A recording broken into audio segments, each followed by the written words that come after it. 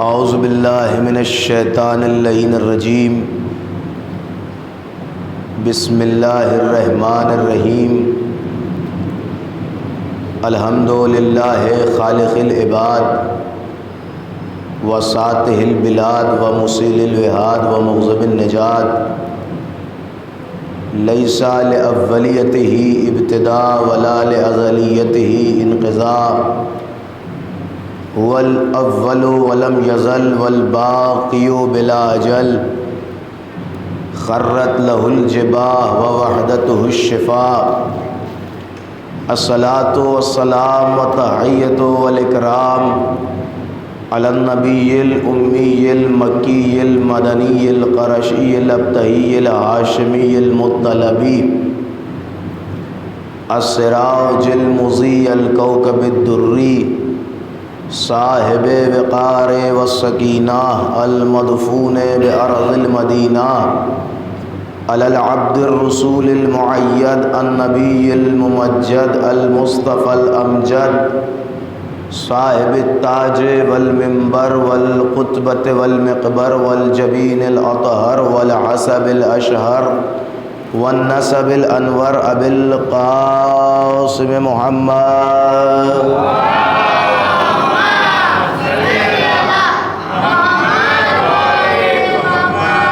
وعلى أهل بيت النبوة ومعدن الرسالة ومختلف الملائكة ومحبة الوحي وخزان العلم ومنتهى العلم وأصول الكرم وقاودة الأمم وأولياء النعم وعناصر الأبرار ودائم الأخيار وساسة العباد وأركان البلاد وأبواب الإيمان وأمن الرحمن وسلالة النبيين وصفوة المرسلين وعترة خيرة رب العالمين وعلى أئمة الهدى ومصابيح الدجى وأعلام التقى وذوي النهى وأولي الهجى وكهف الورى وورثة الأنبياء ومثل الأعلى والدعوة الحسنى وحجج الله على أهل الدنيا وعلى صاحب دعوة النبوية والصولة الحيدرية والإسمة الفاطمية والصلح الحسنية والشجاعة الحسينية والإبادة السجادية والآثار الباقرية والعلوم الجعفرية والحلوم الكاظمية والحجج الرضوية والجود التقوية والنقاوة النقوية والهيبة العسكرية والغيبة المهدوية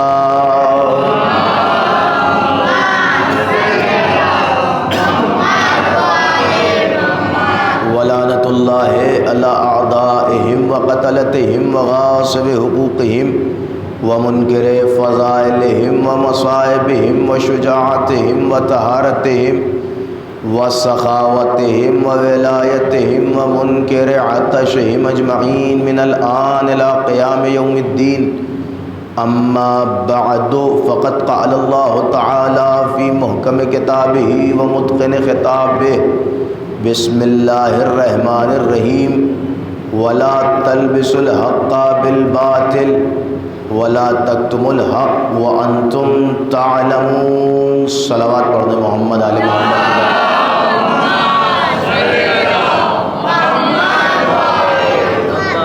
حضرات امام زمان کے ظہور میں تعجیل کے لیے بآواز بلند صلوات کا ہدیہ پیش کریں.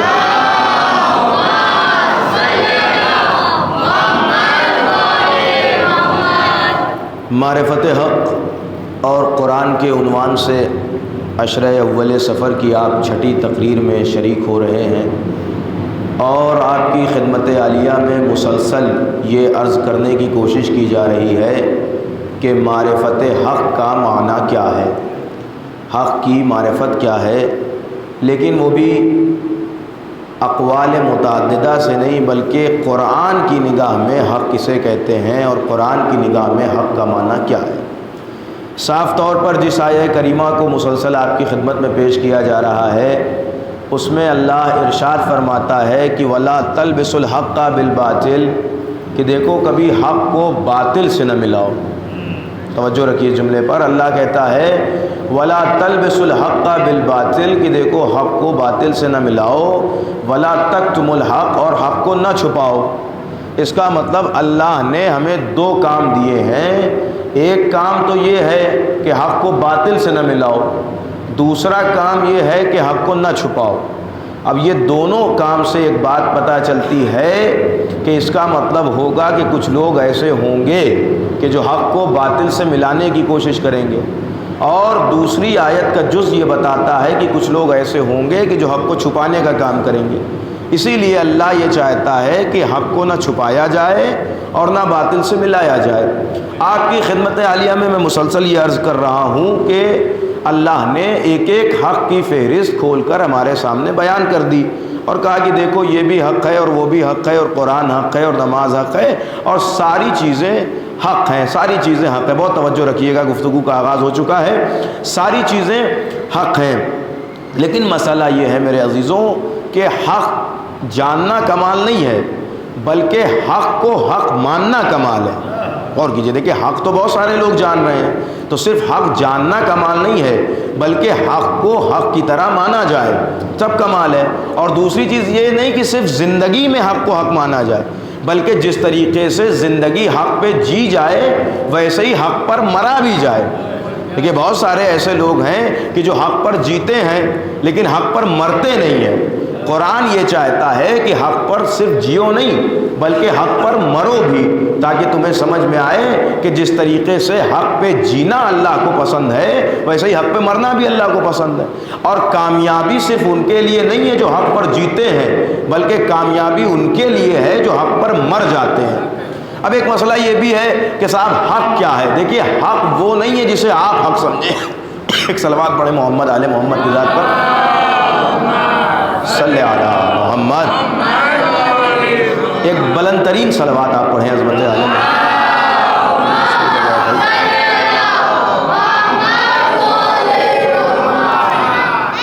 یا علی یا علی یا علی۔ توجہ کیجئے میرے عزیزوں، میں گفتگو کا آغاز کر چکا ہوں۔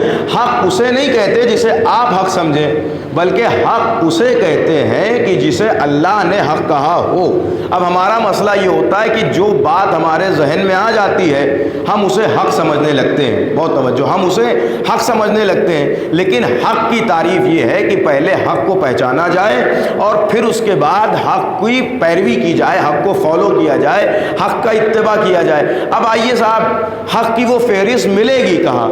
تو میں نے عرض کیا کہ سب سے پہلی فہرست قرآن نے ہمیں حق کی دی ہے۔ اب اس کے بعد جب مرحلہ گفتگو آگے بڑھا اور دوسری فہرست جو ہمیں حق کی نظر آئی وہ کہاں نظر آئی کہ ہم میں سے بہت سارے افراد ایسے ہوں گے جنہوں نے لوگوں کی میتوں میں شرکت کی ہے۔ میتوں میں جب ہم شرکت کرتے ہیں تو سب سے پہلے جب جنازے کو، توجہ رکھیے گا، جب جنازے کو قبر میں اتارا جاتا ہے تو اسے تلقین دی جاتی ہے۔ وہ تلقین کیا ہوتی ہے؟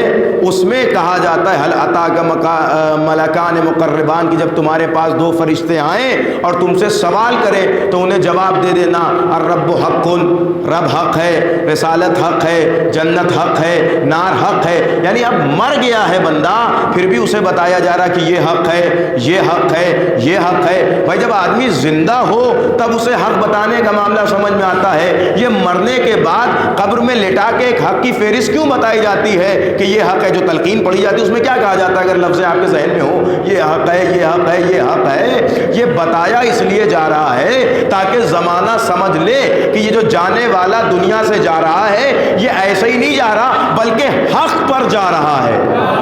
اور یہ ایک صلوات پڑھیں محمد آل محمد کی ذات پر۔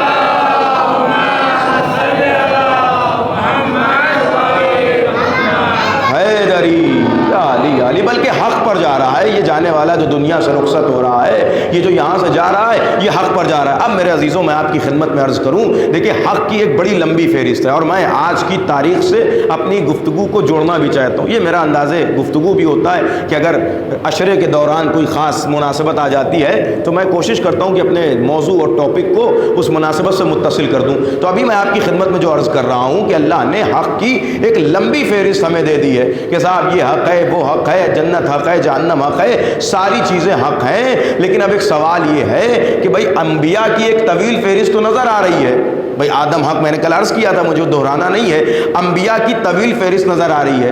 اب انبیاء کی فہرست آ کر آخری نبی پہ ختم ہوتی ہے، آخری نبی حق ہے، تو کیا آخری نبی جب آدم سے لے کر آخری نبی تک کا سلسلہ ابھی ایسے ہی آ رہا تھا کہ یہ حق یہ حق یہ حق، اور ایسا بھی سلسلہ تھا کہ ایک حق جاتا تھا تو دوسرے حق کو اپنی جگہ بٹھا کے جاتا تھا؟ بھائی آدم گئے شیش کو بٹھا کے گئے، شیش گئے انوش کو بٹھایا، انوش گئے قینان کو بٹھایا، قینان گئے مہلائل کو بٹھایا، مہلائل گئے یارد کو بٹھایا، یارد گئے یعقوب کو بٹھایا، یعقوب گئے یوسف کو بٹھایا، اور یہ سلسلہ چلتے چلتے چلتے چلتے پیغمبر تک آ گیا۔ تو اب پیغمبر بھی جب دنیا سے جائیں تو ان کے اوپر لازم ہے کہ کسی کو حق بنا کے جائیں۔ بھائی غور کیجئے گا، ان کے اوپر لازم ہے کہ کسی کو حق بنا کے جائیں، بھائی بنا کے جائیں، نہیں تو یہ امت نبی کے بعد کہاں جائے گی؟ تو بھائی مسئلہ یہ ہے کہ جب آدم سے لے کر ابھی تک سارے نبیوں نے بنایا ہے تو انہوں نے بھی بنایا ہوگا، انہوں نے بھی بنایا ہوگا، لیکن اب یہ مسلمان کا معاملہ ہے کہ مسلمان نے اس حق کو چھپانے کی کوشش کی ہے۔ کیجئے گا، مسلمان نے اس حق کو چھپانے کی کوشش کی ہے، نہیں تو وہ حق روشن ہے، وہ حق واضح ہے۔ اور میں سمجھتا ہوں کہ تاریخ کائنات کا یہی تو وہ حق تھا جس کا پیغمبر نے اپنی زندگی میں سب سے بڑے مجمع میں اعلان کیا۔ بھائی نماز کا بھی اتنے بڑے مجمع میں اعلان نہیں ہوا، روزے کا بھی اتنے بڑے مجمع میں اعلان نہیں ہوا، حج کا بھی اتنے بڑے مجمع میں اعلان نہیں ہوا، لیکن جب اللہ نے حق کو پہچنوایا تو اکارڈنگ ٹو تاریخ ہسٹری، آپ ہسٹری میں دیکھیں تو پتا چلے گا کہ کم سے کم 1.25 لاکھ صحابہ کرام تو اس وقت وہاں موجود تھے کہ جن کے درمیان نبی حق کو پہچنوا رہے تھے۔ تو نبی نے حق کو پہچنوا دیا، اب نبی دنیا سے رخصت ہو گئے اور علی حق بن کر سامنے آ گئے۔ اب لیکن جب علی دنیا سے جا رہے ہیں تو علی بھی تو حق پہچنوا کے جائیں گے نا، تو علی نے بھی حق پہچنوایا، کسے بتایا کہ میرے بعد جو حق ہے وہ حسن ابن علی ہے۔ اب حسن دنیا سے جا رہے ہیں تو وہ حسین ابن علی کو پہچنوا کے جا رہے ہیں، اور حسین ابن علی دنیا سے جا رہے ہیں تو وہ زین العابدین کو حق بتا کے جا رہے ہیں، زین العابدین دنیا سے جا رہے ہیں تو محمد باقر کو حق بنا کے جا رہے ہیں۔ اب جب محمد باقر دنیا سے گئے تو جعفر صادق کو حق بنا کے گئے، جب جعفر صادق دنیا سے جائیں تو اب ان کے اوپر لازم ہے کہ وہ بھی کسی کو حق بنا کر جائیں۔ بھائی دیکھیں میں نے اپنے موضوع کو اپنی آج کی تقریر سے جوڑ دیا، آج کی تاریخ آپ کے ذہنوں میں ہے، تو اب موسی کاظم کو حق بنایا جائے، کیسے بنایا جائے یہ اعلان کرنا امام صادق کی ذمہ داری ہے، امام صادق کی ذمہ داری ہے۔ تو امام نے حق کو پہچنوایا، کیسے پہچنوایا؟ تاریخ لکھتی ہے کہ امام صادق بیٹھے ہوئے ہیں، اب ایک سلسلہ آتا ہے کہ جو آ کے چھٹے امام تک رک جاتا ہے، لیکن اگر یہ مسئلہ رک گیا ہو تو پھر رک جانا چاہیے، لیکن اگر مسئلہ آگے بڑھا ہو تو پھر دیکھو نا کہ کس نے کس کو حق بنایا۔ اس کا مطلب چھٹے امام، تاریخ لکھتی ہے کہ چھٹے امام اپنے گھر میں تشریف فرما ہیں، اور آنے کے بعد امت کے چند افراد چھٹے امام کے پاس آئے اور آ کے کہتے ہیں اے امام، کائنات کا طریقہ یہ رہا ہے کہ جب بھی کوئی نبی یا وصی آیا ہے تو وہ اپنے بعد کسی نہ کسی کو جانشین بنا کے گیا ہے، تو آپ کے بعد آپ کا جانشین کون ہے؟ تو امام نے ایک جملہ کا، سنیے گا شیعوں کا مزاج بھی کیا ہونا چاہیے، کس علم اور معرفت کی کس منزل پہ ہونا چاہیے شیعہ۔ امام نے کہا کہ وہ زمانہ اور تھا اور یہ زمانہ اور ہے۔ دیکھیں کیا سوال کیا کر رہا ہے کہ مولا آپ کا نائب کون ہے، آپ کا وصی کون ہے، آپ کے بعد حق کون ہے؟ تو امام نے کہا دیکھو وہ زمانہ اور تھا، یہ زمانہ اور ہے۔ اس دور میں لوگ بنا دیتے تھے، اب میں اس دور میں، وہ زمانہ اور تھا جب میرے اجداد نے بنایا، یہ زمانہ اور ہے۔ تو اس نے ایک مرتبہ امام کو دیکھ کے مسکرایا اور دیکھ کے کہتا ہے مولا اگر میں یہ جواب سن کے خاموش ہو جاؤں تو پھر میرے اوپر لعنت ہے۔ اس کا مطلب ایک شیعہ کی تفہیم اتنی ہوتی ہے کہ اگر امام کوئی جملہ کہہ رہا ہے تو اس کے پیچھے کوئی منظر چھپا ہوا ہے۔ پھر امام نے کہا کہ اچھا دیکھو تم جب یہاں تک پہچان گئے ہو اور میں نے تمہارا امتحان لے لیا، تو پھر امام نے بتایا کہ دیکھو حق کسے کہتے ہیں۔ امام نے کہا کل رات میں نے خواب میں دیکھا کہ رسول نے مجھے 4 چیزیں عطا کی۔ رسول کے پاس 4 چیزیں ہیں، امامہ ہے، تلوار ہے، عصا ہے اور انگشتری ہے، اور نبی نے اپنی یہ 4 چیزیں مجھے عطا کر دی ہیں۔ امامہ نبی کی ملکیت کی، نبی کی رسالت اور نبی کی حکومت کی دلیل ہے، عصا نبی کی بزرگی کی دلیل ہے، شمشیر نبی کی طاقت کی دلیل ہے، انگوٹھی نبی کی حکومت کی جو پورے علم و فہم و ادراک چلتا ہے اس کی دلیل ہے۔ اور پھر امام اس کے آگے بڑھ کے کہتے ہیں کہ یہ جو 4 چیزیں رسول نے مجھے دی تھی، میں یہ 4 چیزیں موسی کاظم کے حوالے کر کے جا رہا ہوں۔ دیکھ رہے ہیں حق اپنی جگہ حق کو بیٹھا رہا ہے۔ اور میرے عزیزوں حق میں عمر کا معاملہ بھی نہیں ہوتا۔ ایک روایت اور ملتی ہے کہ امام صادق علیہ الصلوۃ والسلام دیکھیں آپ حضرات تشریف لا چکے ہیں اور گفتگو شروع، ایک صلوات پڑھیں محمد آل محمد کی ذات پر، محمد و آل محمد۔ امام تشریف فرما ہے، سنیے گا، امام تشریف فرما ہے۔ ایک مرتبہ آنے والا آیا، آنے کے بعد سلام کیا امام کو، امام نے سلام کا جواب دیا کہ مولا آپ کے بعد آپ کا نائب کون ہے؟ سنیے گا، آپ کے بعد آپ کا نائب کون ہے؟ امام نے کہا کہ یہ جو گہوارے میں بچہ لیٹا ہوا ہے اسے سلام کر لو۔ توجہ کیجیے گا، یہ جو گہوارے میں بچہ لیٹا ہوا ہے اسے سلام کر لو۔ وہ شیعہ، وہ اصحاب صحابی امام کہتے ہیں میرے ذہن میں سوال اٹھنے لگا کہ امام ایک گہوارے میں لیٹے ہوئے بچے کو مجھے سلام کرنے کے لیے کہہ رہے ہیں، آخر یہ کیا مسئلہ ہے؟ یہ بچہ اور میں اور یہ بچے کو سلام کروں گا تو فائدہ کیا ہوگا؟ لیکن چونکہ امام نے کہا تھا تو لہٰذا میں نے کیا۔ اس کا مطلب شیعہ زیادہ امام کے معاملے میں چوچرا نہیں کرتا، امام نے جو کہا ہے اسے کرتا ہے۔ تو اب اس نے امام نے کہا کہ جا کے گہوارے میں جو بچہ اسے سلام کرو۔ اب وہ آیا، آنے کے بعد اس نے اس بچے کو سلام کیا۔ وہ بچہ کوئی اور نہیں تھا، ہمارے اور آپ کے 7ویں امام تھے۔ تاریخ لکھتی ہے کہ جیسے ہی اس نے بچے کو سلام کیا، 7ویں امام کو سلام کیا، امام نے فصیحانہ عربی میں جواب دیا وعلیک السلام۔ گہوارے میں بچہ بول رہا ہے، بھائی ان کے یہاں بچپنے میں گہوارے میں بولنا ایک عام سی بات ہے۔ تو جیسے ہی انہوں نے کہا علیک السلام، اور پھر سنیے گا امام نے ایک جملہ کہا، گہوارے میں ایک بچہ ہے۔ گہوارے میں کتنے مہینے کا بچہ ہوتا ہے؟ ممکن سے کچھ مہینوں کا بچہ ہے۔ امام کچھ مہینوں کے گہوارے میں ہے، اس نے سلام کیا، امام نے جواب دیا۔ اس کے بعد کہا سنو پرسوں تمہارے یہاں ایک بیٹی پیدا ہوئی ہے۔ یہ امام گہوارے سے کہہ رہے اس سے، سنو پرسوں تمہارے یہاں ایک بیٹی پیدا ہوئی ہے جس کا نام تم نے ہمرا رکھا ہے۔ یاد رکھو ہمارے شیعوں میں ایسے نام نہیں رکھے جاتے، اپنا نام بدل کے آنا۔ ایک صلوات پڑھے نا محمد آل محمد کی ذات پر۔ بھائی تاریخ ہے، یہ تاریخ ہے جو میں آپ کی خدمت میں پیش کر رہا ہوں۔ امام نے کہا کہ دیکھو تم نے اس کا نام ہمرا رکھا ہے، یہ نام صحیح نہیں ہے، نام کو بدل دینا، حضرت میری جدہ کے نام پر نام رکھنا۔ وہ کہتا ہے میری حیرت کا تو اندازہ نہیں رہا کہ یہ 6 مہینے کا بچہ اور بول رہا ہے، اور وہ بھی کیا بول رہا ہے؟ غیب کی باتیں بول رہا ہے، غیب کی باتیں بول رہا ہے۔ تو میں ایک مرتبہ امام کی خدمت میں آیا اور کہ کہتا ہوں یا مولا یہ کون سا بچہ ہے جو بول رہا ہے؟ امام نے مسکراتے ہوئے کہا میں نے تم سے کہا تھا نا کہ میرے بعد آنے والا حق یہی ہے۔ اس کا مطلب حق کی پہچان یہ ہوتی ہے کہ وہ گہوارے میں کلام کرتا ہے، گہوارے میں کلام کرتا ہے۔ اور اگر اس سے زیادہ حق کی پہچان ہونی ہو تو جب گہوارے میں کلام کرتا ہے تو بتاتا ہے کہ اس حق کے پاس علم کتنا ہے۔ اور اگر گہوارے سے کسی کو تماچا لگا دے، بھائی غور کیجئے میں کیا کر رہا ہوں، اگر گہوارے سے کسی کو تماچا لگا دے تو وہ تماچا بتاتا ہے کہ امام کے اندر طاقت کتنی ہے۔ ایک صلوات پڑھے محمد آل محمد کی ذات پر۔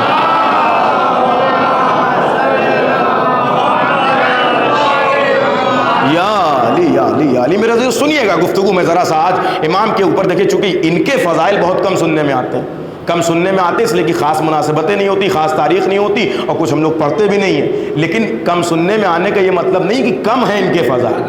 ہم نے کسی ایسے کو مانا ہی نہیں جس کے فضائل کم ہوں۔ بھائی غور کیجئے گا، ہم نے کسی ایسے کو مانا ہی نہیں ہے کہ جس کے فضائل کم ہوں۔ ہمارے یہاں جتنے ہیں وہ اپنے فضائل میں ایک سے ایک ہیں اپنے فضائل میں جو انہوں نے بیان کیا۔ اب یہ امام موسی کاظم، امام ششم، چھٹے امام انہیں اپنا حق بنا کے جا رہے ہیں کہ دیکھو میرے بعد یہ حق ہے۔ ان کے پاس مسئلہ پوچھنا ان سے، اچھا اب جب حق جو ہوتا ہے وہ اپنے علم کو واضح کرتا ہے، سنیے گا توجہ کے ساتھ، حق اپنے علم کو واضح کرتا ہے۔ اب 7ویں امام جب حق بن کے دنیا میں آ رہے ہیں تو انہیں چاہیے کہ اپنے علم کو واضح کر کے لوگوں کو بتائیں۔ ہم 7ویں امام کا نام کیا ہے؟ موسیٰ۔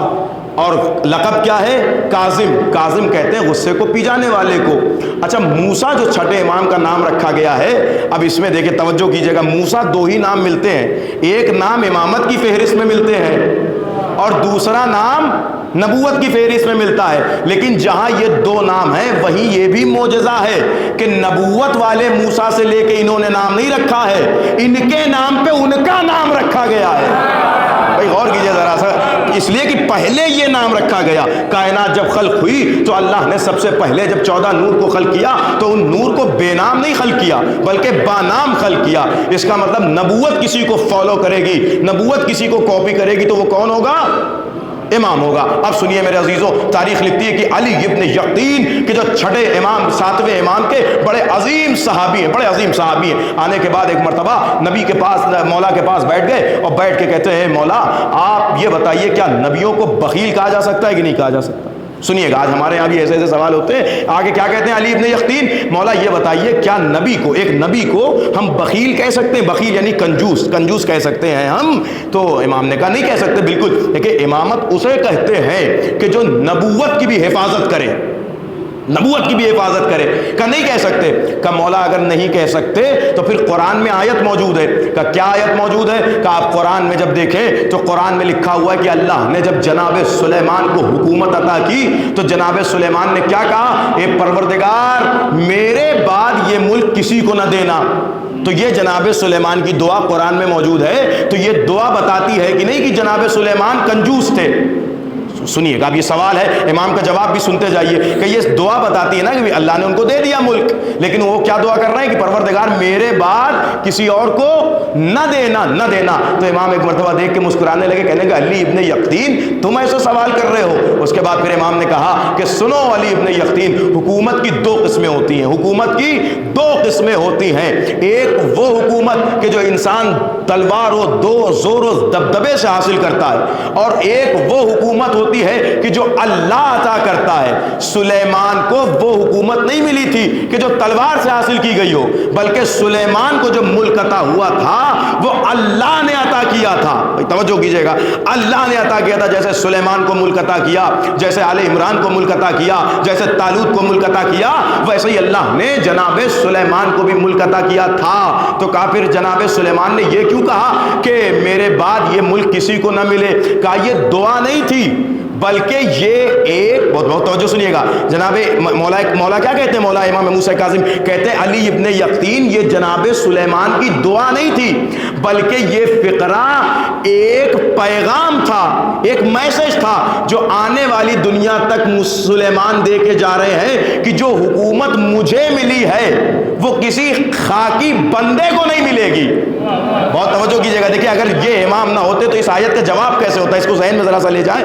جو حکومت مجھے ملی ہے, جو کہہ رہے ہیں میرے بعد کسی بندے کو نہ دینا, تو بندہ الگ کر کے بتا رہے ہیں کہ جو حکومت مجھے ملی ہے وہ بندوں کو نہیں ملے گی, بندوں کو نہیں ملے گی. لیکن اب اگر کسی وہی حکومت کو کوئی اپنی انگوٹھی کی زکات میں دے دے, بھائی غور کیجئے ذرا سا, اسی حکومت کو اگر کوئی انگوٹھی کی زکات کے طور پر دے دے تو اس کا مطلب کیا ہے کہ وہ اس کا مقام اور ہے, اس کی منزلت اور ہے. اب ایک مرتبہ جیسے ہی علی ابن یقطین نے یہ جواب سنا کہ ہاں مولا یہ تو بات آپ نے کلیئر کر دی, واضح کر دی, لیکن مولا ایک بات مجھے یہ بتائیے کہ اللہ نے جناب سلیمان کو ملک دیا کیا تھا؟ سنیے گا توجہ سے. تو امام موسیٰ کاظم بیان فرماتے ہیں کہ اللہ نے جناب سلیمان کو بہت بڑی حکومت دی تھی, بہت بڑی حکومت, چرند پہ, پرند پہ, انسانوں پہ, جنات پہ. اور جناب سلیمان کو منطق الطیر آتا تھا. منطق الطیر کہتے ہیں جانوروں کی بولی, جانوروں کو بولی تک جناب سلیمان کو آتی تھی. اور اللہ نے بڑے بڑے دیو جن سب ان کے قبضے میں کر دیے تھے, اور وہ جس سے چاہتے تھے کام کرواتے تھے. لیکن ایک اور, جناب سلیمان جب چلتے تھے تو ان کے سر پر ایک ہدہد سایہ کیے ہوتا تھا. تو مولا کہتے, سنیے گا, مولا امام موسیٰ کاظم کہہ رہے ہیں کہ وہ ہدہد جو سایہ کیے ہوتا تھا, وہ ہدہد کو جناب سلیمان نے اس لیے رکھا تھا کہ وہ دیکھتا تھا, جناب سلیمان کا تخت ہوا میں اڑتا تھا تو وہ اوپر سے دیکھتا تھا زمین کے کس حصے میں پانی ہے اور کس حصے میں پانی نہیں ہے, اور پھر وہ دیکھ کر جناب سلیمان کو انڈیکیٹ کرتا تھا. تو جناب سلیمان تخت کو نیچے لے کے آتے تھے. اس کے بعد امام کہتے ہیں اب سمجھے, اس کا مطلب اللہ نے سلیمان کو سب کچھ دیا تھا لیکن وہ علم جو اس ہدہد کو دیا تھا وہ نہیں دیا تھا. آپ غور کیجئے ذرا سا اس بات پر. یہ امام کہہ رہے ہیں کہ اس کا مطلب اللہ نے جناب سلیمان کو سب کچھ دیا تھا لیکن وہ علم جو اس ہدہد کو تھا وہ نہیں دیا تھا. اس پہ کوئی پریشان ہونے کی بات بھی نہیں ہے, اس لیے کہ اللہ قرآن میں خود کہتا ہے تلک الرسول فضلنا بعضهم علی بعض, ہم نے بعض نبیوں کو بعض پر فضیلت دی. جیسا کہ جناب موسیٰ کا قصہ موجود ہے کہ جناب موسیٰ سے امت نے پوچھا کہ اس دور میں سب سے بڑا عالم کون ہے؟ جناب موسیٰ نے کہا میں ہوں. اللہ کا حکم موسیٰ جاؤ خضر کے پاس جا کے پڑھو. توجہ کر رہے ہیں, موسیٰ جاؤ خضر کے پاس جا کے پڑھو. جاؤ, جملہ سنیے گا میرے عزیزو, جاؤ خضر کے پاس جا کے پڑھو. تاریخ لکھتی کہ ایک مرتبہ مسجد نبوی میں علی بیٹھے ہوئے ہیں اور ایک بوڑھا اور ضعیف ترین صحابی آیا اور آ کر داخل ہوا اور نبی علی کی آغوش میں امام حسن اور امام حسین بیٹھے ہوئے. ایک ایسا بوڑھا سا عجیب شخص داخل ہوا جس کی داڑیاں سفید ہیں, بالکل لاغر ہے, بہت بوڑھا ہے, بڑا نورانی چہرہ ہے, اور آ کے اس نے ایک عجیب سی زبان میں کچھ سوال کیے. مولا نے کہا بیٹا حسن ذرا اس کا جواب دو. اس نے مولا حسن نے اس ضعیف سے شخص کا جواب دیا. اس کے بعد وہ مسجد سے جانے لگا تو کچھ صحابی تھے وہ دوڑ کے اس بوڑھے شخص کے پاس گئے. کہا تو اتنا ضعیف ہے, تجھے اپنی ضعیفی کا خیال رکھنا چاہیے تھا, تو اس بچے سے سوال پوچھ رہا تھا. تو ایک مرتبہ بوڑھے شخص نے کہا کہ نہ تم نے مجھے پہچانا نہ اسے پہچانا, میں خضر نبی ہوں, وہ حسن امام ہے. بھائی غور کیجئے میں کیا کہہ رہا ہوں. وہ میں خضر نبی ہوں, وہ حسن امام ہے. اس کا مطلب جو نبوت کو پڑھائے, جو موسیٰ کو پڑھائے اسے خضر کہتے ہیں, جو خضر کو تعلیم دے اسے امام حسن مجتبیٰ کہا جاتا ہے. ایک صلوات پڑھے محمد علیہ یا علی, جزاک اللہ, یا علی یا علی یا علی یا علی یا علی. تو ایک دن وہ ہدہد غائب ہو گیا. جناب سلیمان نے, قرآن یہ سب قرآن میں لکھا ہوا ہے, جناب سلیمان نے کہا کہ اگر آج وہ ہدہد آیا تو میں اسے زندہ نہیں چھوڑوں گا, میری بغیر اجازت کے وہ ہلا کیسے, اس نے اپنی جگہ چھوڑی کیسے. جناب سلیمان جلال میں آ گئے. اس کا مطلب یہ ہے کہ اگر نبی کسی کو کوئی جگہ لگائے اور وہ اپنی جگہ چھوڑ دے تو نبی کو جلال آ جاتا ہے. بھئی غور کیجئے گا, اگر نبی کسی کو کوئی جگہ لگائے اور وہ آدمی وہ جگہ چھوڑ کے چلا آئے تو نبی کو جلال آ جاتا ہے. اب سمجھ میں آیا کہ جب بہت سارے لوگ احد کی پہاڑی پہ سے بھاگ آئے تھے تو نبی جلال میں کیوں آ گئے تھے. تاریخ ہے یہ. تو جناب سلیمان نے کہا کہ اگر ہدہد آیا تو میں اسے قتل کر دوں گا. اب ہدہد آیا تو جناب سلیمان نے کہا کہ تو بغیر بتائے کہاں چلا گیا تھا. تو اس نے کہا کہ آپ کے لیے میں ایسی خبر لایا ہوں, ایسی خبر لایا ہوں کہ جس کو سن کے آپ خوش ہو جائیں گے. اب یہ پورا واقعہ امام بیان کر رہے ہیں کہ ایسی خبر لایا ہوں کہ جس کو سن کے آپ خوش ہو جائیں گے. کہ کون سی خبر ہے؟ اور اس نے پھر وہ پورا ملک سبا کا قصہ سنایا کہ ایک ملک ہے آپ کے ہاں کہ جسے ملک سبا کہا جاتا ہے. وہاں ایک مہرانی ہے کہ جو اس ملک پر حکومت کرتی ہے. تو ایک مرتبہ جناب سلیمان وہیں بیٹھے بیٹھے کہتے ہیں کہ کون ہے کہ جو اس تخت کو میرے سامنے حاضر کر دے. تو اب یہ قرآن کہتا ہے کہ جنوں میں سے ایک جن نے کہا کہ آپ 1 منٹ کا مجھے ٹائم دیں, 1 منٹ کا مجھے ٹائم دیں, میں وہ تخت حاضر کر دوں گا, میں وہ تخت اپنے علم سے اپنی طاقت سے حاضر کر دوں گا. دیکھ رہے ہیں بہت زیادہ فاصلہ ہے, ملک سبا بہت دور ہے اور جناب سلیمان جہاں بیٹھے بہت زیادہ فاصلہ ہے. لیکن وہ جن کہتا ہے کہ میرے اندر اتنی طاقت ہے کہ 1 منٹ میں میں اس تخت کو وہاں سے یہاں حاضر کر دوں گا. ایک مرتبہ جناب سلیمان نے کہا نہیں یہ بہت دیر ہے, بہت دیر ہے, یہ اتنی دیر مجھے نہیں آ رہا, انتظار کرنا ہے. پھر ایک مرتبہ قرآن کہتا ہے وہیں پر جناب آصف ابن برخیہ کھڑے تھے جن کے لیے قرآن کہتا ہے کہ ان کے پاس علم کتاب میں سے تھوڑا سا علم تھا, تھوڑا سا علم تھا, ان کے پاس علم کتاب میں سے تھوڑا سا علم تھا.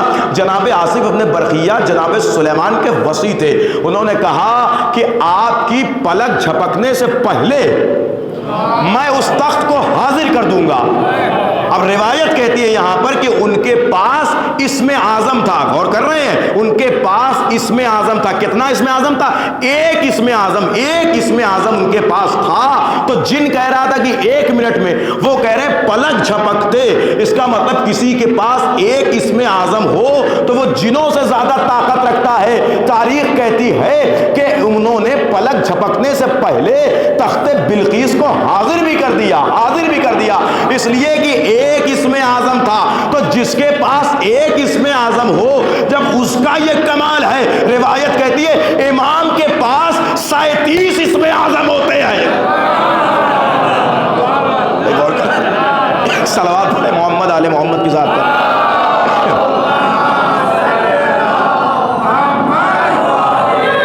غور کیجئے گا,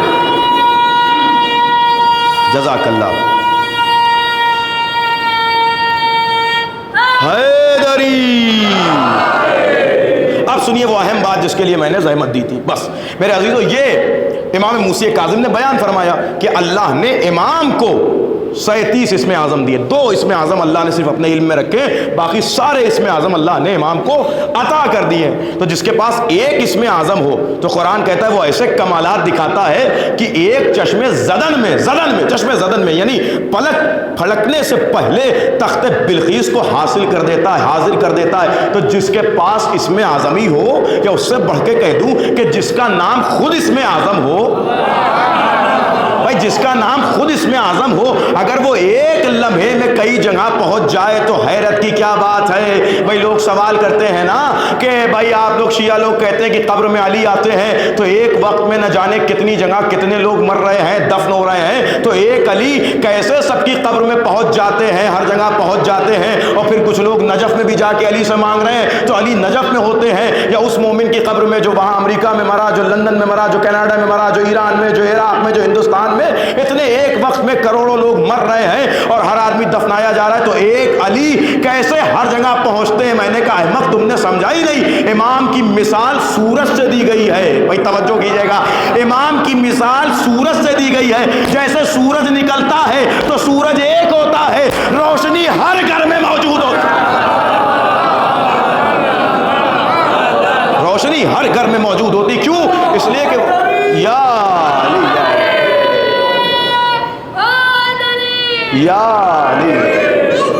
یا علی جیسے سورج ایک ہے، لیکن جب نکلتا ہے تو کیونکہ نور کا معاملہ ہے تو ہر گھر میں سورج دکھائی دیتا ہے کہ نہیں؟ بھئی آپ اپنے گھر سے دیکھیں، انہیں بھی سورج دکھائی دے گا، اس کے گھر سے دیکھیں، اسے بھی سورج۔ جو گویا آدمی دیکھتا ہے تو سمجھتا ہے کہ سورج ہمارے ہی گھر میں ہے، لیکن سورج اپنے ہی گھر میں ہوتا ہے، دکھتا سب جگہ ہے۔ کیوں؟ اس لیے کہ یہ نور کی مثال ہے بھائی، نور کے پاس اتنا اختیار ہے، تو جس کے اشاروں پہ سورج پلٹے اس کا کتنا اختیار ہوگا۔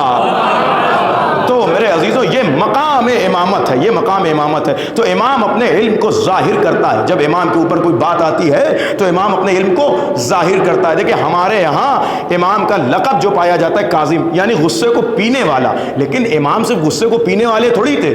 دیکھیں امام اسے نہیں کہتے کہ جو صرف ایک روایت ایک صفت کا ظہور کرے، غصے کو پینا ہی نہیں، کیا ہر جگہ غصے کو پینا بھی تو صحیح نہیں ہے، ہر جگہ غصے کو پی جانا بھی صحیح نہیں ہے۔ اسی لیے اگر امام کاظم بھی ہیں تو امام کے جلال کی بھی تعریف ملتی ہے۔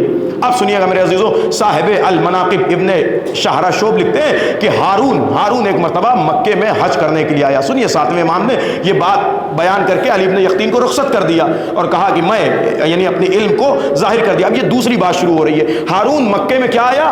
حج کرنے کے لیے۔ جب مکے میں حج کرنے کے لیے آیا تو اس نے ایک مرتبہ اپنا آرڈر جاری کیا۔ اس وقت بادشاہ تھا اور وہ امام کو نہیں پہچانتا تھا، چونکہ امام اس وقت مدینے میں رہتے تھے، تو اس نے حکم دیا کہ چونکہ میں حج کر رہا ہوں، سنیے گا بہت عظیم اور اہم پیغام ہے، کہ میں چونکہ حج کر رہا ہوں لہٰذا کوئی میرے ساتھ حج نہ کرے، اور سب کو روک دیا، سب کو روک دیا۔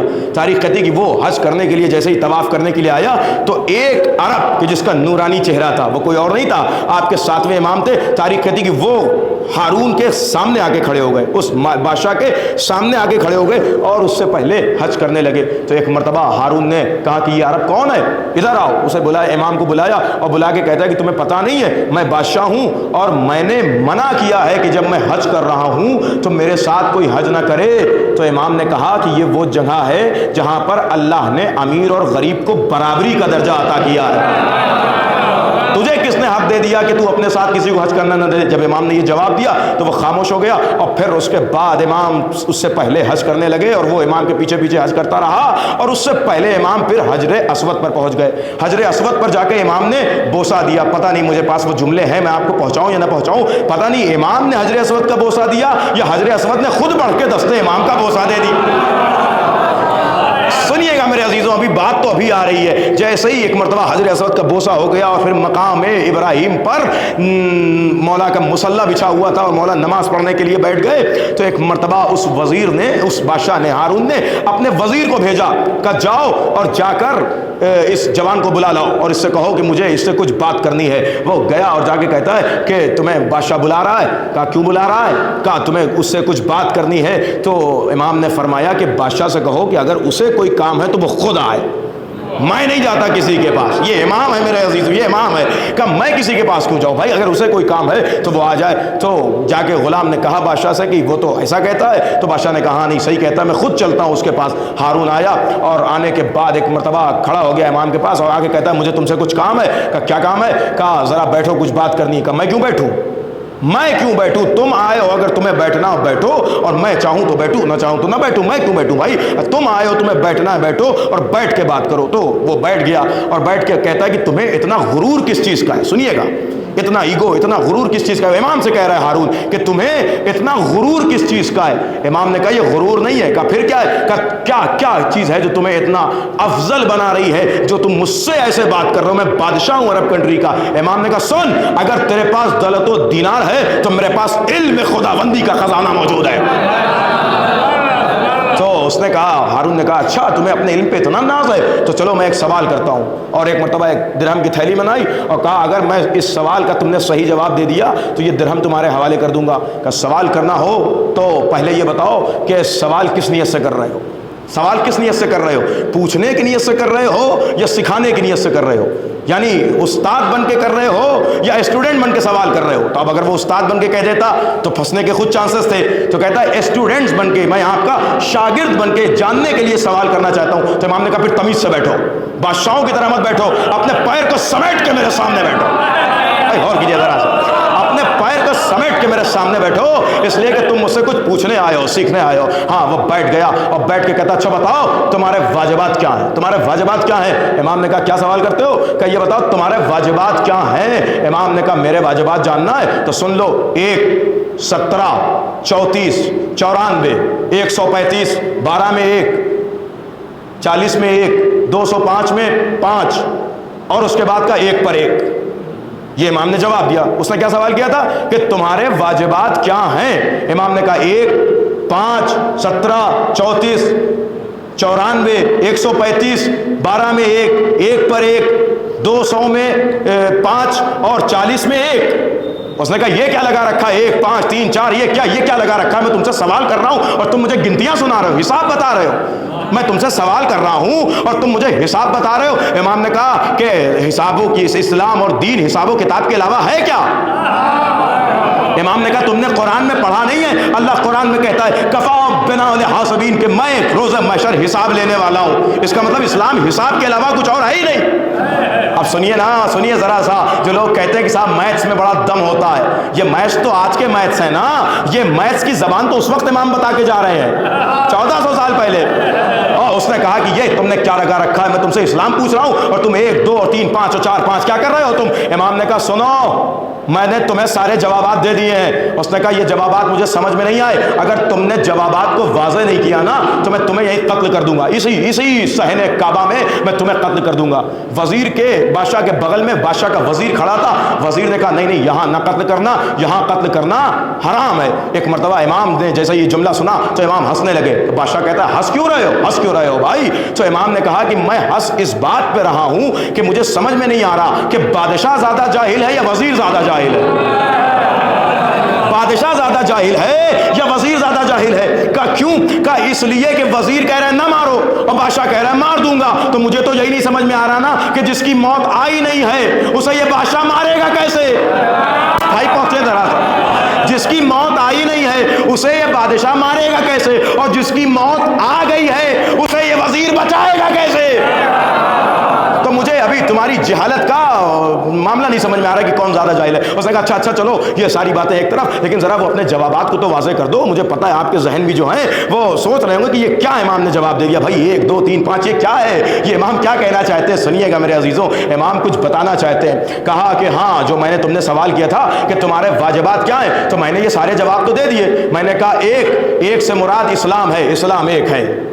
میں نے کہا 5 سے مراد نماز ہے، نمازیں 5 وقت واجب ہیں. میں نے کہا 17 سے مراد رکعتیں ہیں، رکعتیں 17 ہیں نماز کی. میں نے کہا 34 سے مراد سجدے ہیں، جو تمام کی تمام رکعتوں میں کل ملا کے 34 سجدے انسان دن بھر میں کرتا ہے. میں نے کہا 94 مراد تکبیریں ہیں کہ جو 17 رکعت میں ہاتھ اوپر نیچے اٹھتے ہیں، یہ پوری نماز میں 94 ہیں. میں نے کہا 135 تو 135 کچھ اور نہیں ہے، وہ تسبیحات ہیں کہ جو انسان نمازوں میں پڑھتا ہے. میں نے جو کہا کہ 12 میں سے ایک، وہ 12 میں سے ایک کچھ اور نہیں ہے، 12 مہینہ ہے جن میں سے ایک مہینہ رمضان ہے جس میں روزہ واجب ہے۔ بھائی غور کیجئے گا، میں نے جو تم سے کہا کہ 40 میں سے ایک، وہ 40 درہم ہے جس پر ایک زکوٰۃ واجب ہے۔ میں نے جو تم سے کہا 200 میں سے 5، وہ 205 دینار ہے جس پر 5 زکوٰۃ واجب ہے۔ میں نے جو تم سے کہا ایک پر ایک، یہ قرآن کا حکم ہے کہ اگر کوئی تمہارا ایک مارے تو تم بھی قصاص میں اس کا ایک ہی مارنا۔ اس نے جیسے یہ جواب سنا، اب ایک جملہ کہنا چاہتا ہوں میرے عزیزوں، آپ نے بھی یہ سوال سنا ہوگا کہ بھائی ہر لینگویج کی زبان ہوتی ہے، آدمی انگلش میں بات کر سکتا ہے، اردو میں بات کر سکتا ہے، گجراتی میں بات کر سکتا ہے، مراٹھی میں بات کر سکتا ہے، لیکن آدمی میتھس میں کیسے بات کرے، میتھس میں کیسے بات کرے؟ تو پہلے امام کا یہ قصہ سنائیے اور پھر دنیا کو بتائیے کہ 1400 سال پہلے امام نے بتا دیا تھا کہ آدمی میتھ میں کیسے بات کر سکتا ہے۔ غور کر رہے ہیں، یہ 1400 سال پہلے کا میتھ۔ لوگ کہتے ہیں صاحب میتھ اسلام میں، سنیے یہ میتھ ہے اسلام میں۔ اور اس کے بعد پھر اس نے یہ تھیلی امام کے حوالے کی، تو امام نے کہا یہ تھیلی مجھے کیوں دی، یہ تھیلی مجھے کیوں دی؟ کہا اس لیے دی کہ آپ نے جواب بالکل صحیح دیا، بالکل صحیح جواب دیا آپ نے۔ تو امام نے کہا اچھا اس کا مطلب تم نے میرے سوال کے جواب میں تھیلی دی ہے؟ کہا ہاں، یہ جو پیکٹ میں نے پیسے کا دیا ہے آپ کو، تھیلی وہ دینار و درہم کی تھیلی تھی جسے آج کے دور میں پیکٹ کہہ لیں پیسے کا، یہ پیکٹ پیسے کا اس لیے دیا کہ تم نے میرا جواب صحیح دیا۔ تو امام نے کہا اب میں تم سے ایک سوال کرتا ہوں، اگر تم اس سوال کا جواب دے دو تو یہ تھیلی میں تمہیں دے دوں گا، اور اگر نہیں دے پائے تو تمہیں ایک تھیلی اور دینی پڑے گی۔ امام نے شرط رکھی، سن رہے ہیں، امام نے شرط رکھی۔ یہ سب واقعہ مسجد میں ہو رہا ہے، مسجد مکہ میں ہو رہا ہے۔ کہا کہ اگر تم نے یہ جواب نہیں دیا تو تمہیں ایک تھیلی اور دینی پڑے گی۔ اس نے کہا ہاں مجھے منظور ہے، اور یہ کہہ کے فوراً ایک مرتبہ وزیر سے کہا کہ ذرا ایک تھیلی اور لیتے آؤ۔ یعنی اس کا مطلب اسے بھی یقین ہے کہ میں جواب نہیں دے پاؤں گا، اس لیے کہ پوچھنے والا ایسا ہے۔ پھر امام نے کہا، سنیے دیکھیے، امام میتھ سے سائنس پہ آ گئے، سنیے سائنس سنیے بھائی۔ امام نے کیا کہا، سوال کیا، کہا کہ میں تم سے سوال کرنا چاہتا ہوں، تم نے مجھ سے سوال کیا، اب میں بھی تم سے سوال کرنا چاہتا ہوں۔ کہا ہاں سوال کرو۔ کہا بتاؤ وہ پرندہ کون سا ہے؟ تم نے وہ کیڑا دیکھا ہوگا کہ جو زمین سے، گوبر سے، مٹی سے نکلتا ہے، جسے عربی میں خنصفہ کہتے ہیں اور اردو میں ظاہراً گرگولا اس طرح کچھ کہتے ہیں۔ تو کہا کہ یہ خنصفہ، تم نے یہ جو کیڑا دیکھا ہے، یہ بتاؤ یہ کیڑا جب پیدا ہوتا ہے تو اس کی والدہ، اس کی ماں اسے دانا کھلاتی ہے یا اسے دودھ پلاتی ہے؟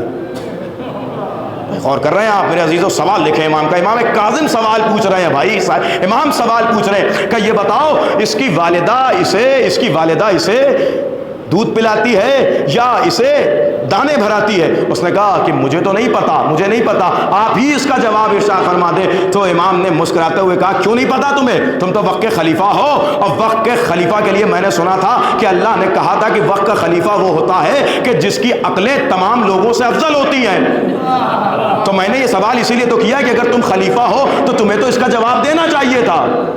تو اس نے کہا نہیں پتا تو نہیں پتا۔ امام نے کہا سنو، وہ کیڑا جس کی میں بات کر رہا ہوں خنصفہ، وہ پیدا مٹی سے ہوتا ہے۔ اللہ نے بہت سارے کیڑے، ککروچ، حیوانات پیدا کیے ہیں، لیکن جن کا طریقہ یہ کہ بعض دانے لیتے ہیں، بعض دودھ سے اپنی زندگی بسر کرتے ہیں، لیکن یہ کیڑا جس کی میں بات کر رہا ہوں، نہ یہ دانا کھاتا ہے، نہ ماں کا دودھ پیتا ہے، بلکہ یہ کیڑا مٹی سے پیدا ہوتا ہے اور مٹی ہی کھا کے بڑا ہوتا ہے۔ یہ امام کی سائنس ہے بھائی، 1400 سال پہلے امام بتا کے جا رہے ہیں۔ کتابیں تو آج لکھی جا رہی ہیں، آج کتابیں لکھی جا رہی ہیں، ریسرچ تو آج کی جا رہی ہے، یہ ورک 1400 سال پہلے امام کر کے جا چکے ہیں۔ اور یہ تو ایک سیمپل میں نے بیان کیا، توحید مفضل ایسے 1000 سیمپل سے بھری ہوئی کتاب ہے امام صادق کی کہ جس میں ایسے ریسرچ موجود ہیں۔ تو میرے عزیزوں، امام نے یہ جواب دیا، جیسے امام نے جواب دیا اس نے وہ تھیلی بھی امام کے حوالے کر دی، اور امام وہاں سے اٹھے اور اٹھ کے گئے، اور جیسے ہی باہر نکلے تو باہر کچھ فقراء بیٹھے ہوئے تھے، امام نے وہ تھیلی فقراء کے حوالے کر دی۔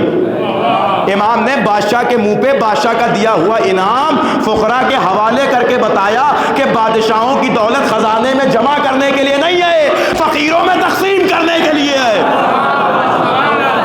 غور کیجئے گا۔ تو ایک مرتبہ اس نے کہا کہ یہ جوان کون تھا؟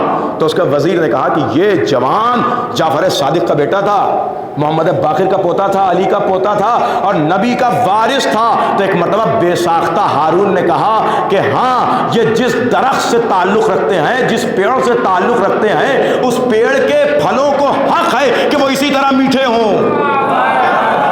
یہ جس درخت سے تعلق رکھتے ہیں۔ تو میرے عزیزو، یہ علم ہے امام کا۔ یہ دیکھیں آپ 1400 سال پہلے یہ علم، لیکن لینے والے کہاں تھے اس دور میں؟ تو یہ حق ہے کہ جو اپنی معرفت کراتا جا رہا ہے۔ یہ حق ہے کہ جو اپنی پہچان، اب آخری بات اور مجلس تمام ہو رہی ہے، امام حق ہر جگہ بیان کر رہے ہیں، حق ہر حق بیان کیا امام نے، یہ سارے حق ہوئے۔ اب اس کے بعد ایک مرتبہ علی ابن یقطین کہتے ہیں کہ ہم نے ایک مرتبہ امام سے پوچھا نطاق کسے کہتے ہیں؟ آخری بات سنیے گا میرے عزیزو، نطاق کسے کہتے ہیں؟ نون توئے الف قاف، نطاق، مولا نطاق کسے کہتے ہیں؟ اب نطاق کسی کو پتا ہو تب تو بتائے، ابھی میں بتاؤں گا امام کی زبان سے۔ امام نے بتایا کہ نطاق کسے کہتے ہیں۔ امام نے کہا، سنو گے سنیے گا توجہ سے، امام نے کہا نطاق من حجاب اللہ من ورع حجاب 70,000 عالما یلعون فلانا و فلانا۔ سنیے گا میرے عزیزوں، امام کہتے ہیں نطاق حجاب کے پیچھے ایک وادی کا نام ہے جہاں 70,000 دنیا بسی ہوئی ہے، اور اس 70,000 دنیا میں انسان و جنات سے زیادہ لوگ بسے ہوئے ہیں جن کا کام یہ ہے کہ وہ دن اور رات ہمارے دشمنوں پہ لعنت پڑھتے ہیں۔ بھائی غور کیجئے میرے عزیز، کا نطاق اسے کہتے ہیں۔ تو کوئی لعنت پڑھے نہ پڑھے دشمنان اہل بیت پر، اللہ نے تو بنا رکھے ہیں ایسے فرشتے کہ جو دن اور رات دشمن اہل بیت پر لعنت کرا ہی کرتے ہیں، اسے نطاق کہا جاتا ہے۔ امام کاظم نے صاف لفظوں میں ظاہر کیا کہ دیکھو حق اسے کہتے ہیں، ایک ایک حق امام نے بتایا، ایک ایک حق امام نے اپنے چاہنے والوں کے لیے ظاہر کر دیا، واضح کر دیا کہ انسان سمجھے تو کہ امامت کا منصب کیا ہے۔ ایسا نہیں کہ ہم ایک ہیں، ہم بلکہ اگر ہم 14 انوار میں بکھر بھی جا رہے ہیں تو ہمارا علم، ہمارا تقویٰ اور ہماری معیار اور ہماری عصمت، یہ سب کا سب ایک تمہیں ملے گا، سب کا سب ایک ملے گا۔ ہمارا علم ایک، ہمارا تقویٰ ایک، ہمارا معیار ایک ملے گا۔ ہم اگر لفظوں میں بکھرے ہوئے ہیں، وجود میں بکھرے ہوئے ہیں، تو صرف اس وجہ سے وجود میں ہیں کہ ہمیں ہر دور میں خاص صفت کا ظہور کرنا تھا۔ نہیں تو میرا نبی تو پہلے کہہ کے گیا ہے کہ اولنا محمد، اوسطنا محمد، وآخرنا محمد، وکلنا محمد، ہم سب کے سب محمد ہیں، سب کے سب محمد ہیں۔ توجہ کر رہے ہیں میرے عزیزو، سب کے سب محمد ہیں۔ لیکن جب ہم نام رکھنے پہ آتے ہیں تو کیا ہمارے لیے القاب کیا ہیں؟ کوئی کہتا ہے موسی کاظم ہے، کوئی صادق ہے، کوئی مجتبی ہے، کوئی سید الشہداء ہے، یہ القاب ہیں ہمارے۔ نہیں تو ہمارا وجود ایک ہے، ہمارا میزان ایک ہے، ہماری حقیقت ایک ہے۔ کہ جیسے قرآن تمہارے پاس موجود ہے، قرآن صامت جسے تم کہتے ہو، قرآن صامت میں کیا ہوتا ہے کہ 30 پارے موجود ہیں، لیکن جب وہ 30 آپس میں اپنے ساتھ ہو تو کیا کہا جاتا ہے؟ قرآن موجود ہے۔ لیکن جب آپ پارے پارے کرتے ہیں تو کیا نام ہے؟ کسی کا نام الف لام میم ہے، کسی کا نام سیقول ہے، کسی کا نام تلک الرسول ہے، کسی کا نام لن تنالوا ہے، کسی کا نام والمحسنات ہے، کسی کا نام لا یحب اللہ الجہر ہے۔ یہ پاروں کا نام ہے نا، 30 پاروں کے الگ الگ نام ہے بھائی، آپ غور کیجئے۔ کسی کا نام وضع سمعو ہے، کسی کا نام لن تنالوا ہے، کسی کا نام قال الملأ ہے، اور کسی کا نام یا تذرون ہے، کسی کا نام وما من دابۃ ہے، کسی کا نام وما ابرئ النفسی ہے، اور کسی کا نام ربما ہے، کسی کا نام سبحان اللہ ہے۔ یہ سارے پاروں کے قرآن کے پاروں کے نام ہیں۔ تو قرآن کے پارے جب ہوتے ہیں تو الگ الگ نام پڑتے ہیں، لیکن پارے جب ایک ساتھ جمع ہو جائیں تو انہیں قرآن کہا جاتا ہے۔ اسی طریقے سے جب یہ انوار بکھر جائے تو کوئی علی بنتا ہے، کوئی حسن بنتا ہے، کوئی حسین بنتا ہے، جب انہیں جمع کر دیا جائے تو سب محمد بن کے سامنے آتے ہیں۔ سلامت رہیں آپ۔ حیدری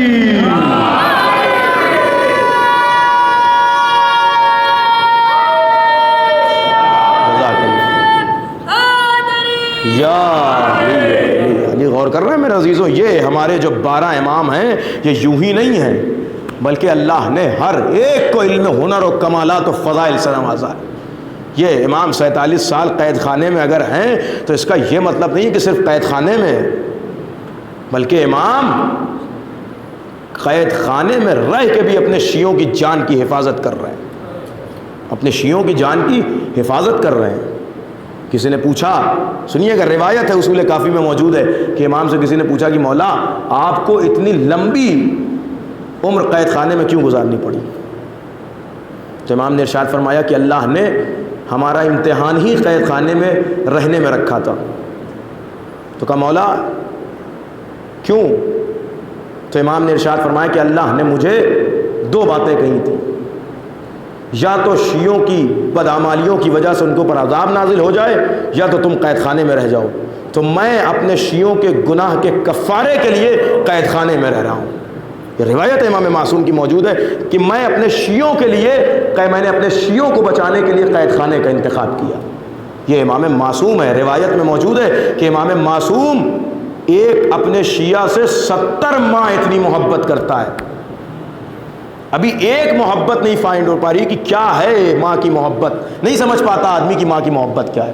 اور امام معصوم کے لیے ہے کہ 70 ماں کی محبت امام کے دل میں ہوتی ہے اپنے شیعہ کی نسبت. میرے عزیزوں، کربلا یوں ہی نہیں ہو رہی ہے. تو کیا اب ہمارا اتنا بھی حق نہیں ہے کہ جو امام اپنی زندگی قید خانے میں گزار دے، جو امام کربلا کے میدان میں اپنے آپ کو ہمارے لیے شہید کروا دے، اس کے لیے ہم کچھ وقت نکال کر اس کے فرش عزا پہ آ کے 2 آنسو بہا لیں؟ یقیناً ہمارے آنسوؤں کی انہیں کوئی ضرورت نہیں، اس لیے کہ ان کے اوپر اجنہ گریا کر رہے ہیں. ہمارے آنسو تو واپس ہمارے طرف پلٹ کے آتے ہیں. ان کے اوپر اجنہ گریا کر رہے ہیں، ان کے اوپر زمین و آسمان نے گریا کیا.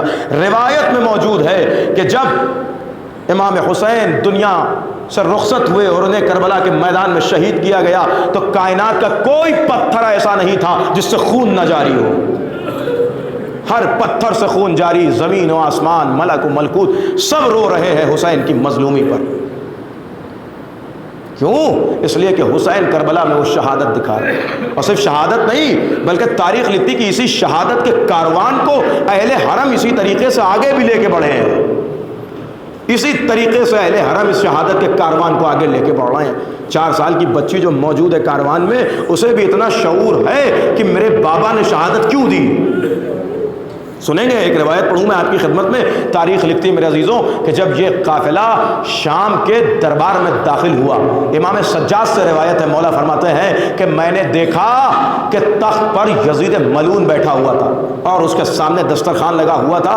وہ ملعون کھانا کھا رہا تھا. جب ہم لوگ شام کے دربار میں داخل ہوئے شام کے دربار میں، تو ہم نے دیکھا کہ یزید ملعون تخت پر بیٹھا ہوا کھانا کھا رہا تھا اور اس کے کھانے کے دسترخوان پر شراب بھی رکھی ہوئی تھی. امام کہتے ہیں کہ جیسے ہی ہم داخل ہوئے اور ہم نے دیکھا کہ وہ کھانا کھا رہا تھا، اس کے بعد جب اس نے کھانا کھا لیا تو کھانا کھانے کے بعد حکم دیتا ہے کہ لاؤ ذرا سر حسین لے آؤ. امام فرماتے ہیں کہ جب اس ملعون نے حکم دیا تو سونے کے تشت میں حسین کا سر رکھ کے لایا گیا اور لا کے وہاں رکھا گیا. امام فرماتے ہیں کہ میں نے دیکھا کہ ملعون نے ایک چھڑی اٹھائی اور اٹھانے کے بعد امام کے دندان مبارک پر وار کرتا جاتا تھا اور کہتا تھا کاش میرے بدر کے اجداد موجود ہوتے تو دیکھتے کہ میں نے بدر کا کیسا بدلہ لیا. اور اس کے بعد ملعون مخاطب ہوتا ہے اہل حرم کے قافلے کی طرف، پوچھتا ہے کہ یہ کون ہے زنجیروں میں جکڑا ہوا؟ کسی نے بتایا کہ یہ سید سجاد ہیں اور دربار میں جو قیدی کھڑے ہیں ان کا عالم یہ ہے کہ آگے سجاد ہیں، ان کے پیچھے رقیہ ہیں، رقیہ کے پیچھے کلثوم ہیں، کلثوم کے پیچھے زینب ہیں اور زینب کے پیچھے ام فروا کے پیچھے ام لیلا. یہ بیویاں آخر میں ایک دم بالکل کھڑی ہوئی ہیں اور آخر میں ایک ننھی سی بچی کھڑی ہوئی ہے اور ایک رسن ہے جن میں ان سب کے گلے بندھے ہوئے ہیں. اور وہ جو بچی آخر میں کھڑی ہے اس کا ایک ہاتھ اپنے چہرے پر ہے اور ایک ہاتھ سے اپنے گردن کی رسی کو پکڑے ہوئے ہے. کبھی دایاں پیر اٹھاتی ہے اور بایاں پیر رکھتی ہے اور کبھی بایاں پیر اٹھاتی ہے دایاں پیر رکھتی ہے. ایک مرتبہ ملعون کہتا ہے یہ بچی کون ہے؟ بچی سے مخاطب ہو کے یزید کچھ گفتگو کرنا چاہتا ہے لیکن بچی جواب نہیں دیتی. ایک مرتبہ سید سجاد تڑپ کے کہتے ہیں ملعون میری بہن جواب کیسے دے؟ پہلے ذرا گردن کی رسی تو ڈھیلی کروا دو.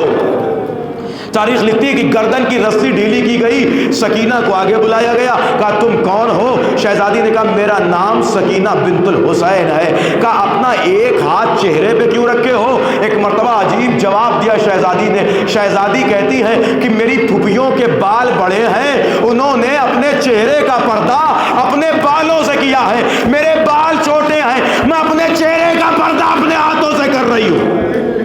ملعون کہتا ہے سکینہ ہم نے سنا ہے کہ تمہارا بابا تمہیں بہت چاہتا تھا. کہاں اس میں کوئی شک نہیں، میرا بابا مجھے بہت چاہتا تھا. کہ میں تو تب یقین مانوں گا جب تشت طلا سے سر حسین اٹھے اور تمہاری آغوش میں آ جائے. کہ یہ کیسا امتحان ہے؟ کہ نہیں یہی میں تبھی تو مانوں گا. تاریخ لکھتی کہ سکینہ نے وہیں سے کھڑے ہوئے جلے ہوئے کرتے کے دامن کو اٹھایا اور اٹھا کے ایک جملہ کا اے بابا یزید بھرے ہوئے دربار میں ہماری اور آپ کی محبت کا امتحان لینا چاہتا ہے. تاریخ لکھتی ہے تشت طلا سے سر حسین اٹھا، اٹھ کے سکینہ کی آغوش آ گیا.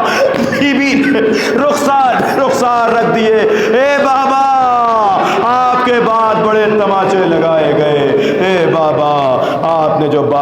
الہی تھی وہ ملعون تھی الا لعنت اللہ علی القوم الظالمین وسيعلم الذين ظلموا أيام القيامة.